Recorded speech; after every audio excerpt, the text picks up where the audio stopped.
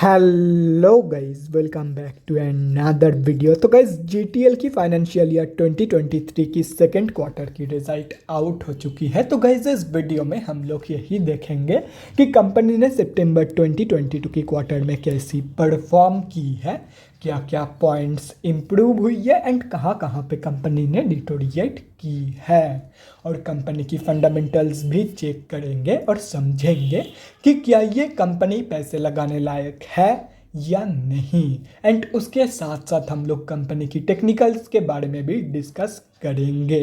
तो गाइस, बिना time waste किए कंपनी की फंडामेंटल एनालिसिस करते हुए वीडियो को शुरू करते हैं। तो गाइज, अगर इस कंपनी की बिजनेस के बारे में डिस्कस करें तो ये कंपनी नेटवर्क सर्विसेज प्रोवाइड करती है। ये company both BSc and NSC में लिस्टेड है। तो अभी अगर इस कंपनी की कुछ इंपॉर्टेंट फिगर्स के बारे में बात करें तो अप्रॉक्सीमेटली 125 करोड़ की है कंपनी की मार्केट कैप। स्टॉक की पी के साथ साथ ROC and return on equity भी यहाँ पे मेंशन किया हुआ नहीं है। बाकी कंपनी की लास्ट 6 मंथ्स की रिटर्न, लास्ट 3 साल की sales growth and book value negative में जा चुकी है। ये कंपनी आप लोगों को डिविडेंड देती नहीं है। फेस वैल्यू 10 रुपए की है एंड प्रोमोटर्स की होल्डिंग अप्रॉक्सीमेटली 98% प्लेज हो रखा है।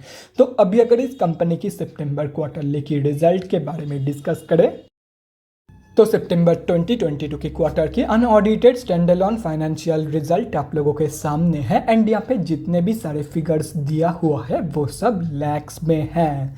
तो गाइस, सबसे पहले हम लोग कंपनी की इनकम चेक करते हैं। तो सितंबर 2022 की क्वार्टर में कंपनी ने अप्रॉक्सीमेटली 49.33 करोड़ की इनकम जनरेट किया है।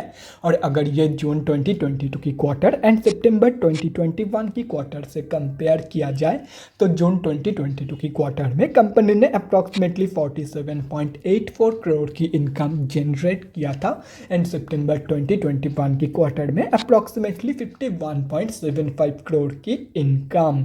तो ईयर ऑन ईयर बेसिस पे कंपनी की जो इनकम ग्रोथ है वो नेगेटिव में जा चुकी है, लेकिन क्वार्टर ऑन क्वार्टर बेसिस की जो इनकम ग्रोथ है वो ऑलमोस्ट फ्लैट निकल के आ रही है। तो अभी अगर इस कंपनी की नेट प्रॉफिट मतलब प्रॉफिट आफ्टर टैक्स के बारे में डिस्कस करें तो सितंबर 2022 की क्वार्टर में कंपनी ने अप्रॉक्सीमेटली 26.58 करोड़ की लॉस पोस्ट किया है। जून 2022 की क्वार्टर में कंपनी ने अप्रॉक्सीमेटली 67.54 करोड़ की प्रॉफिट पोस्ट किया था एंड सितंबर 2021 की क्वार्टर में अप्रॉक्सीमेटली 9.58 करोड़ की प्रॉफिट। तो कंपनी की जो प्रॉफिट ग्रोथ है वो both year on year basis पे and quarter on quarter basis पे नेगेटिव में जा चुकी है। और रही बात कंपनी की ईपीएस की मतलब अर्निंग्स पर शेयर की, तो जो कंपनी की ईपीएस की ग्रोथ है वो भी कंपनी की प्रॉफिट ग्रोथ की तरह ही both year on year basis पे and quarter on quarter basis पे नेगेटिव में जा चुकी है, जैसे कि यहाँ पे आप लोग देख सकते हो। तो अभी अगर ओवरऑल देखा जाए तो सितंबर 2022 की क्वार्टर में कंपनी ने सिर्फ और सिर्फ एक ही जगह पे पॉजिटिव ग्रोथ दिखाई है एंड वो है क्वार्टर ऑन क्वार्टर बेसिस की इनकम ग्रोथ। बाकी हर एक जगह पे कंपनी ने डिटोरिएट की है, बाकी हर एक ग्रोथ कंपनी की नेगेटिव में है सितंबर 2022 की क्वार्टर की। तो ओवरऑल जो रिजल्ट है वो बहुत ही ज़्यादा वीक निकल के आई है। कंपनी ने बहुत ही वीक परफॉर्म की है इन सितंबर 2022 की क्वार्टर। तो अभी अगर इस कंपनी की बैलेंस शीट की हेल्थ के बारे में डिस्कस करें तो हाफ ईयरली बेसिस पे कंपनी की रिजर्व के साथ साथ डेट भी इंक्रीज हुई है, लेकिन अगर देखा जाए तो रिजर्व ज़्यादा इंक्रीज हुई है कंपेयर टू कंपनी की डेट, मतलब बैलेंस शीट की हेल्थ इंप्रूव हुई है ऑन हाफ ईयरली बेसिस। लेकिन अगर ओवरऑल देखा जाए तो कंपनी की रिजर्व नेगेटिव में जा चुकी है एंड कंपनी के पास ओवरऑल 6052 करोड़ की डेट है, मतलब ओवरऑल जो बैलेंस शीट की हेल्थ है वो बहुत ही ज़्यादा वीक निकल के आ रही है। तो अभी अगर इस कंपनी की कैश फ्लोज के बारे में डिस्कस करें तो कैश फ्लोज की जो कंडीशन है वो इम्प्रूव हुई है, वो भी इम्प्रूव हुई है इन फाइनेंशियल ईयर 2022। तो FY 2021 में कंपनी के पास नेगेटिव 1 करोड़ की कैश फ्लोज मौजूद थी, जो कि अभी इम्प्रूव होकर जीरो हो चुकी है एंड जीरो की cash flows is far better than negative 1 crore की कैश फ्लोज। तो ओवरऑल जो कैश फ्लोज की कंडीशन है वो ठीक ठाक ही निकल के आ रही है। और रही बात कंपनी की शेयर होल्डिंग पैटर्न की। तो गाइस सितंबर क्वार्टर की शेयर होल्डिंग पैटर्न आप लोगों के सामने है। तो सितंबर की क्वार्टर में प्रमोटर्स की होल्डिंग एंड एफआईआईज की होल्डिंग अनचेंज्ड है, बाकी डीआईआईज ने सेलिंग की है। एंड अगर देखा जाए तो पिछले 3 साल की कंपेरिजन में यहाँ पे आप लोग साफ देख सकते हो कि बड़े प्लेयर्स जो है वो धीरे धीरे एग्जिट कर रहे हैं, वो धीरे धीरे क्विट कर रहे हैं इस कंपनी से, यहाँ पे आप लोग साफ देख सकते हो। तो गाइस अभी कंक्लूजन पे आते हैं कि क्या आप लोगों को इस कंपनी में पैसा लगाना चाहिए या नहीं। तो देखो गाइस कंपनी फंडामेंटली बहुत ही ज़्यादा वीक है, कंपनी की जो ग्रोथ है वो एंटायरली नेगेटिव में है। एंड सितंबर क्वार्टरली की जो रिजल्ट है वो भी बहुत ही ज़्यादा वीक निकल के आई है। एंड इस कंपनी में जो पब्लिक की होल्डिंग है वो 73.23% है। मतलब इस कंपनी में ज़्यादातर ऑपरेटर्स का ही गेम चलता है। तो सिंपली ऐसे कंपनी से मैं यही सजेस्ट करूंगा कि सिंपली आप लोग ऐसे कंपनी से दूर रहो। बाकी अगर कंपनी के ऊपर भरोसा है एंड कंपनी के बिजनेस के ऊपर भरोसा है then you can definitely go for long term. Otherwise short term के लिए चाहे कितनी भी भरोसा क्यों ना हो, शॉर्ट टर्म के लिए मत जाना। तो गाइस अभी अगर इस कंपनी की टेक्निकल्स के बारे में डिस्कस करें तो यहाँ पे हम लोग आ चुके हैं एनएससी के डेली चार्ट पे।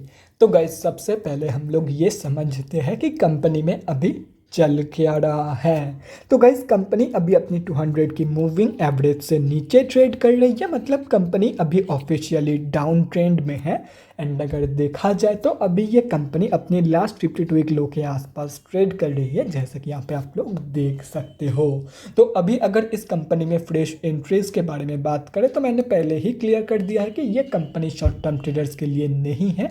एंड अभी यहाँ पे बोल रहा हूँ कि ये कंपनी शॉर्ट टर्म ट्रेडर्स के साथ साथ स्विंग ट्रेडर्स के लिए भी नहीं है, क्योंकि कंपनी की जो मूवमेंट है वो बहुत ही ज़्यादा चौपी है। एंड जब ये कंपनी कोई भी मेजर मूव दिखाती है तब ये कंपनी मैक्सिमम टाइम सर्किट में ही क्लोजिंग करती है। मतलब यहाँ पे टोटली ऑपरेटर का गेम चलता है एंड रिटेलर्स को ट्रैप किया जाता है।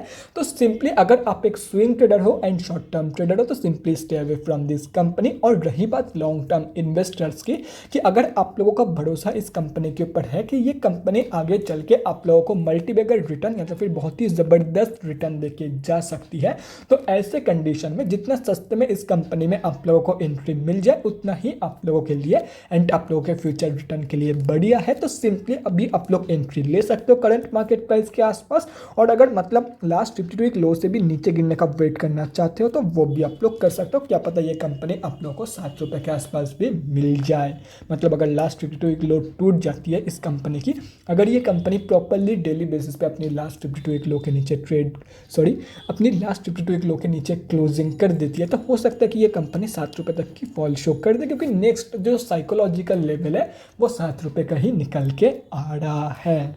तो guys that's it for this video. अगले वीडियो में मिलते हैं गाइज। Thanks for watching. और गाइज अगर आप लोगों के मन में कोई भी डाउट या क्वेरी रहती है स्टॉक मार्केट या किसी भी स्टॉक से रिलेटेड तो कमेंट सेक्शन में कमेंट करके मुझसे पूछ सकते हो, या तो फिर मेरे इंस्टाग्राम का लिंक आप लोगों को डिस्क्रिप्शन बॉक्स में मिल जाएगा, जाके वहाँ पर भी मुझे डीएम कर सकते हो फॉर एन वन-on-one कन्वर्सेशन।